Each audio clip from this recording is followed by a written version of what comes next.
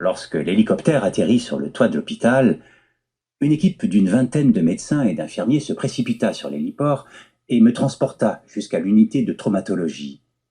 À ce moment-là, l'œdème cérébral était devenu si important que j'eus de multiples convulsions post-traumatiques.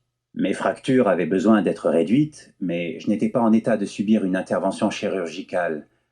Après une autre crise de convulsions, la troisième de la journée, je fus plongé dans le coma artificiel sous ventilation assistée. Mes parents connaissaient bien cet hôpital. 10 ans plus tôt, ils étaient entrés dans le même bâtiment, au rez-de-chaussée, les examens ayant révélé que ma sœur souffrait d'une leucémie. À l'époque, elle avait 3 ans, j'en avais 5 et mon frère n'avait que 6 mois. Après 2 ans et demi de chimiothérapie, de ponction lombaire et de biopsie de moelle osseuse, ma petite sœur quitta finalement l'hôpital, heureuse, en bonne santé et libérée de ce fichu cancer. Après 10 années de vie paisible, mes parents se retrouvaient au même endroit, mais cette fois-ci pour un autre de leurs enfants. Alors que je sombrais dans le coma, l'hôpital envoyait un prêtre et une assistante sociale réconforter mes parents. C'était le même prêtre qui les avait rencontrés une décennie plus tôt, le soir où ils avaient appris que ma sœur avait un cancer. À la tombée de la nuit, des machines me maintenaient en vie.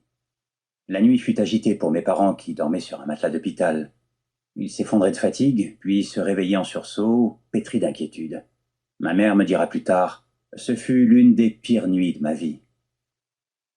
Mon retour à la vie.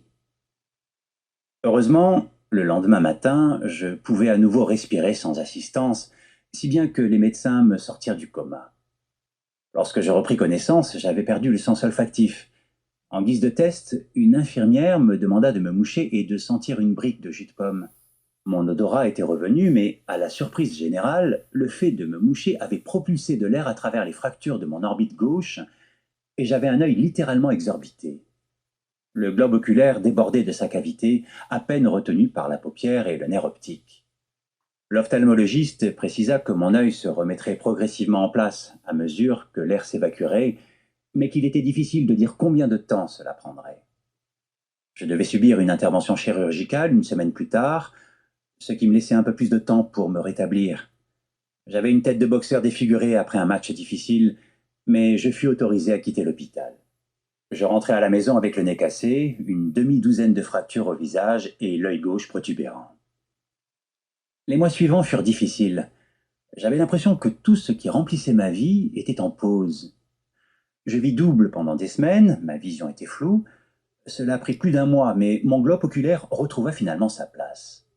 Entre les convulsions et mes problèmes de vision, il me fallut 8 mois avant de pouvoir reprendre le volant. Pendant les séances de kiné, je pratiquais des schémas moteurs de base comme marcher en ligne droite. J'étais déterminé à m'en sortir, mais plus d'une fois, je me suis senti déprimé et dépassé.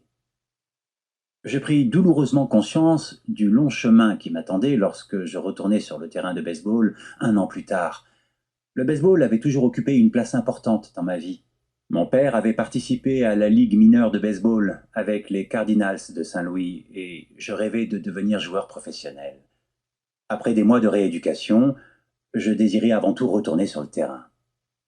La reprise ne fut pas une partie de plaisir. Lorsque la saison débuta, j'étais le seul junior exclu de l'équipe de baseball du circuit. On me rétrograda pour m'intégrer à l'équipe des 2e années du circuit junior. Je jouais depuis l'âge de 4 ans et pour quelqu'un qui avait consacré tant de temps et d'efforts à ce sport, se faire rétrograder était plutôt humiliant. Je me souviens parfaitement de ce jour comme si c'était hier. Je m'assis dans ma voiture et je pleurais en faisant défiler les canaux de la radio, cherchant désespérément une chanson qui me remonterait le moral. Après 1 an de tergiversation, je réussis à obtenir le statut de joueur senior, mais j'étais rarement sur le terrain. Au total, je jouais 11 manches de baseball avec l'équipe du lycée, soit à peine plus d'un match. Malgré ma médiocre carrière au lycée, je pensais que j'avais encore toutes mes chances pour devenir un grand joueur. Et je savais que si les choses pouvaient s'améliorer, cela dépendrait uniquement de moi.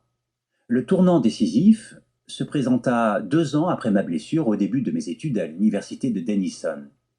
Ce fut un nouveau départ et c'est là que je découvris le pouvoir surprenant des petites habitudes. Comment j'ai compris le pouvoir des habitudes? M'inscrire à l'université de Denison fut l'une des meilleures décisions de ma vie.